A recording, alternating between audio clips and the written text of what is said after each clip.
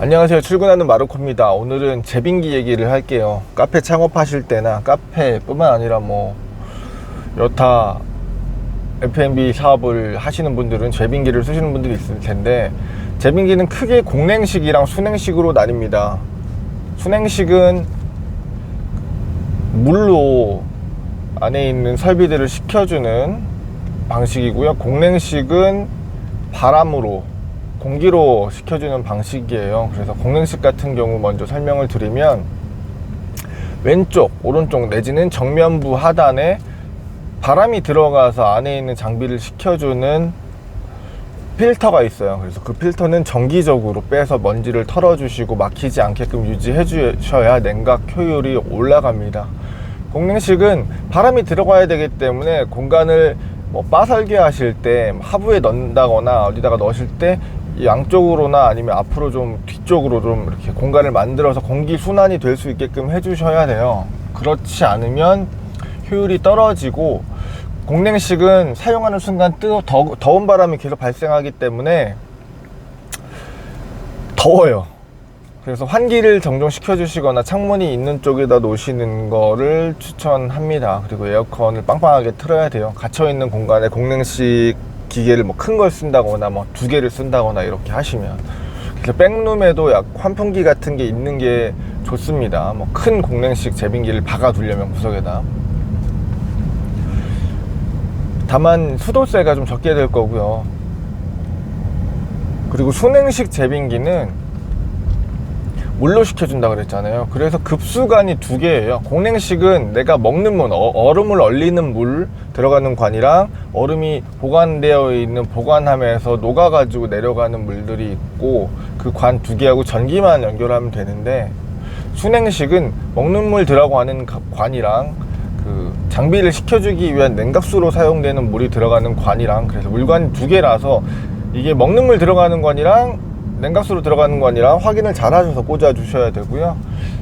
그리고 그 냉각을 하고 나서 빠져나가는 물들이랑 얼음이 녹아서 보관함에서 나가는 분들이랑 하나로 묶여져 있어서 배관에 꽂아 주시면 됩니다. 그리고 전기만 연결하면 돼요. 그리고 그 냉각식 방식이 순냉식으로 되어 있는 건 아무래도 수도꼭지를 계속 틀어놓는 느낌이에요. 필요할 때마다 물을 쫙쫙쫙 뽑아가지고 이렇게 냉각을 하다 보니까, 그 같은 물관에 연결되어 있는 다른 집기들이나 예를 들어 디스펜서나 머신이나 이런 데 들어갈 때 물이 좀 들쑥날쑥 할 때가 있어요. 그런 경우 있으실 거예요. 에스프레소 머신, 제빙기, 워터 디스펜서 이런 것들이 다 묶여져 있는 곳에서 바쁜 시간에 물을, 먹을 물, 아이스 아메리카노에 쓴 물을 이렇게 따라 보시면 물이 갑자기 약하게, 수압이 약해지는 경우를 볼 수 있는데, 이런 것들은 제빙기라든가 머신이라든가 이런 것들이 한 라인에 다 묶여 있어 가지고 물을 한꺼번에 동시다발적으로 쓰다 보면은 수압이 갑자기 딸릴 일들이 종종 벌어집니다. 그래서 저 같은 경우에는 머신은 아예 따로 하나 따오고, 사실 그냥 땅을 다 파보면 물이 지나가는 관은 하나예요. 따로 따올 수는 없을 거예요. 이 건물, 내가 사용하는 그 공간에 들어오는 물길은 하나인데, 아무래도 그거를 한 개에서 따가지고 그거를 쭉 뿌리는 거랑, 아니면 기본적으로 크게 들어오는 관을 몇 개를 따 놓고 하는 거랑은 다르니까, 그래서 머신 따로 해놓고요. 제빙기랑 급수 시설, 먹는 물 나오는 걸 따로 하시고 이렇게 만드시면 되고요. 그 제빙 설비 들어보시면 얼음이 톡톡톡 툭툭툭툭 떨어지는 거랑, 아니면 한 팔이 쾅 하고 떨어지는, 물건 떨어지는 소리가 나는 제빙기도 있을 건데, 그리고 판 형식으로 된 거랑 알 형식으로 되어 있는 게 있어요. 그러니까 판 형식으로 되어 있는 거는 냉각판에 얼음을 쏴가지고 한 판을 만들어서 그게 땅으로 뚝 떨어지면서 그 안에 있는 냉동 박스에 떨어지면서 깨지는 방식. 안 깨지면은 우리가 이렇게 깨줘야 되니까 스테인리스를 사용하시는 스쿱을 쓰시는 게 좋을 것 같고요. 그리고 제빙기는 꼭 정수 필터를 써주셔야 돼요. 이것도 마찬가지로 사람이 먹는 거잖아요. 그래서 물 들어가는데 급수 중에서도 사람이 먹는 냉수라든지 얼음을 얼린다든지 할 때는 거기다가 정수 필터를 하나 달아 주시는 것도 좋고요. 아이스가 나오는 거라고 해서 스케일이 안 끼는 건 아니래요. 그래서 냉각 장비들이 있는 쪽에서 스케일이 끼니까 정수 필터 관리에도 좀 유념을 해 주셔야 될 것 같고요. 제빙기를 보면 뭐 65kg, 45kg 막 이렇게 글들이 써 있어요. 그런 거는 생산량이랑 보관량이 달라요. 예를 들어서 45kg짜리 제빙기다 라고 하면 얘는 하루 종일 틀어놨을 때 45kg를 만들 수가 있어요. 근데 그 보관해주는 제빙기 상단에는 얼음을 만들어주는 공간이고 하단에는 아이스박스라고 생각하시면 될 겁니다. 그 아이스박스의 그 공간이 좁으면 얼음을 만들지 않아요. 이렇게 대롱대롱 매달려 있는 고리추 같은 게 있는데 그 추를 얼음들이 쌓아서 이렇게 밀어 올리면 그 추가 이렇게 매달려 있다가 얼음이 미니까 이렇게 기울어지면서 이 버튼이 눌려지거나 할 거예요. 이 센서가 구부러지는 순간 얼음을 만드는 걸 멈춥니다. 그래서 얼음을 많이 만들고 싶다. 내 제빙기가 장사가 뭐 잘 되는데 그 전에 얼음을 쌓아놓고 많이 모아놔야 되잖아요. 이 기계는 더 일할 수 있는 효율이 있는데 우리가 아이스박스가 작아가지고 얼음을 20kg밖에 못 모았다. 그러면 이 얼음을 퍼놓으셔야 돼요. 다른 아이스박스를 만드시거나 냉동고에다가 큰 비닐이나 어떤 통을 구해가지고 얼음을 많이 채워 놓으신 다음에 그거를 빼놓으시면 얼음이 또 생산이 됩니다. 그래서 얼음을 계속 만들고 싶어. 얘 효율을 극강으로 올리고 싶다. 25kg, 45kg 짜리인데 하루 종일 45kg 만들어야 되는데 하루 종일 24시간이 돌기 전에 얼음이 한 20kg만 만들어져도 그 아이스박스가 꽉 차니까 보관함이 꽉 차면서 이 센서를 건드려서 이렇게 생산을 멈춰놨다라고 하면은 요거를 펴줄 수 있는 방법을 찾으시면 얼음은 계속 나옵니다. 그래서 얼음을 앞쪽으로 센서 앞쪽에 쌓여있는 것들을 왼쪽이나 뒤쪽으로 이렇게 스쿱으로 밀어 놓으면 얼음을 더 많이 만들어 놓을 수 있고요. 우리 가게가 장사가 잘 됐는데 제빙기가 좀 작은 것 같아. 그러시면은 일단은 새로운 거를 사시기 전에 얼음을 뭐 오픈하자마자 싹 다 퍼서 냉동고에다 넣는 거예요. 그러면 또 거기를 이만큼 채워주거든요. 그러시면은 중간중간에 급하게 사러 갔다 오실 일이 없고요. 요렇게 했는데도 부족하다 그러시면 제빙기를 하나 더 구매하셔야 됩니다.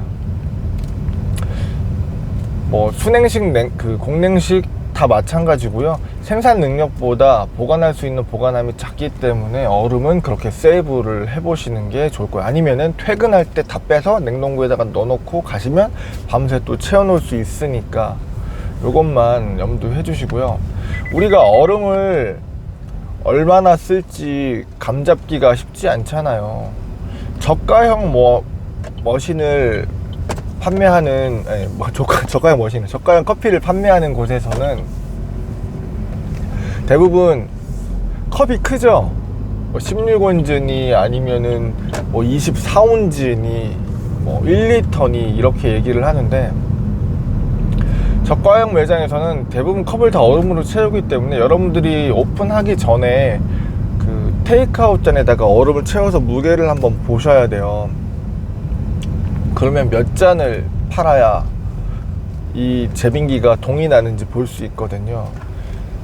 예를 들면 한 250g, 16온즈에는 한 200에서 250g 정도의 얼음이 들어갈 거고 이것보다 더 큰 사이즈, 벤티 사이즈 이런 거는 300g에서 400g 정도 들어가요.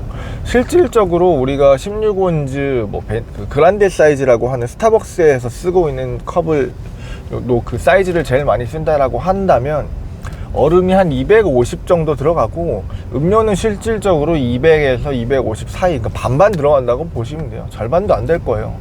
그러니까 얼음이 그만큼 많이 필요하겠죠. 근데 내가 하루에 점심시간에만 얼마를 팔아야 될까? 100잔을 팔아야 된다. 그럼 250g 짜리가 2,500, 25,000, 25kg. 점심시간에 100잔 팔면 25kg 다 날라가죠? 아니구나.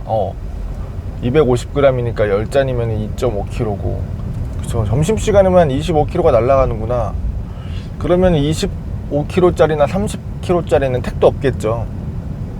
45kg짜리를 구매하셔서 얼음을 더 세이브 해 놓으시거나 65kg짜리를 쓰시거나, 사실 몇 킬로짜리라고 얘기하는 건 당일 생산량이기 때문에 보관하는 게 얼만큼 필요한지가 더 중요하고, 그리고 정말 큰 거 있어요. 예를 들면은 200kg, 300kg짜리 제빙기들도 있습니다. 이런 것들도 생산량인데 보관하는 곳이 작아가지고 어떤 분들은 향단의 얼음 생산하는 것들을 따로 놓고 그 밑에 아이스박스처럼 나오는 얼음들을 보관할 수 있는 보관함을 따로 제작하시는 분들도 있습니다. 이렇게 가는 거는 너무 멀리 본 거니까 60g, 60kg짜리가 두 개가 필요한지 아니면은 하나를 놓고 백룸이나 뒤쪽에다가 100kg, 120kg짜리를 하나 뭐 더 놓는다든지 이런 거를 고민하시면 되고, 세아 제빙기랑 뭐 카이저가 저렴해서 많이 쓰는 것 같아요. 그리고 브레마도 좀 많이 쓰고요. 그리고 뭐 맥도날드나 이런데 큰 프랜차이즈에서는 매니트웍이라고 하는 미국 거를 좀 많이 쓰고요. 그리고 호시자키라고 하는 일본 브랜드 것도 많이 쓰는데, 이 호시자키라고 하는 브랜드는 가격대가 조금 있습니다. 그 얼음의 모양이나 이런 것들에 대해서도 사람들이 고민을 많이 하죠. 얼음의 모양이 정사각형으로 반듯하거나 뭐 크기가 커서 덩어리 얼음만 몇 개가 들어가면 빙질이 좋아서 잘 안 녹으니까 표면적이 작아가지고 얼음을 오래 유지할 수 있어서 큰 얼음을 쓰시는 매장도 있고요. 그 자잘하게 갈려져 있는 크러쉬드 아이스 쓰시는 분들은 잘게 갈려있는 얼음에다가 음료를 한 번에 넣었을 때 바로 시원해지기 때문에 냉각 속도가 빨라서 그거를 쓰시는 것들이 있습니다. 그래서 그런 것들은 내가 주력으로 판매할 것들 아니면 시그니처 음료에 잘 어울리는 얼음들, 이런 것들을 한번 고민해 보셔서 쓰시면 되고, 제빙기마다 얼음의 특성이나 이런 것들을 뭐 비교하거나 해보는 영상이 있었으면 좋겠는데, 기회가 되면 제가 한번 만들어 보면 좋을 것 같고요. 그리고 특수한 얼음을 만들어주는 제빙기들 중에서 반달 얼음이랑 호시자키에서는 뭐 원형으로 되어 있는 볼얼음, 아이스볼도 만들어지는 것도 있고, 아니면은 정사각형으로 우리 뭐 두유가 같은 거 있죠. 삼육두유나 그 팩 우유 같은 거 조그맣게 뭐 가로 세로 4cm, 가로 4cm, 세로 4cm, 길이가 한 10cm, 11cm 정도 되는 그런 스틱 아이스를 만들어주는 기계도 있습니다. 이렇게 얼음을 크게 함으로써 시각적으로도 예쁘게 만들어주고, 녹는 게 오래 걸리니까 오랫동안 음료를 맛있게 만들어주기 위해서 나오는 제품군들도 있는데, 상당히 고가라서 카페에서 쓰기보다는 바에서 이런 것들 사용해 보는 게 좋을 것 같고요. 제빙기는 일단 공간 먼저 잡으시고, 그리고 예산에 맞춰서 사이즈 보시고, 자기가 매장 오피스에서 매장을 내실 것이다 그러면 오피스에 가서 한번 바에서 음료 만드는 거 보세요. 그러면은 저가형 커피들은 큰 제빙기를 아예 박아놓고 있으시는 분들도 있는데, 바에는 작은 거 하나 있고요, 백룸에 큰 거 박아 놓으시는 분들도 있어요. 그리고 저가형으로 박리담회로 빠르게 많이 팔 게 아니고, 꾸준히 손님들이 오시는 상황에서 매장을 만들고 싶다 하시는 분들도 바에 가서 보시면 하부장에 한 45kg에서 60kg 미만으로, 하부장에다 언더카운터로 넣을 수 있는 제빙기들 중에서는 60kg 이상 넘는 게 아마 없을 거예요. 좀 그렇게 넣으려면은 좀 튀어 나올 거예요. 높이가 한 90 미만으로는 안 들어갈 거라서 사이즈 보시고, 궁금하면 바에서 일하시고 있는 분들한테 저거 제빙이 몇 킬로예요 보셔도 되고, 문짝이나 옆에 로고가 있으니까 사이트 들어가서 꼭 검색해 보시고 구매하셨으면 좋겠습니다.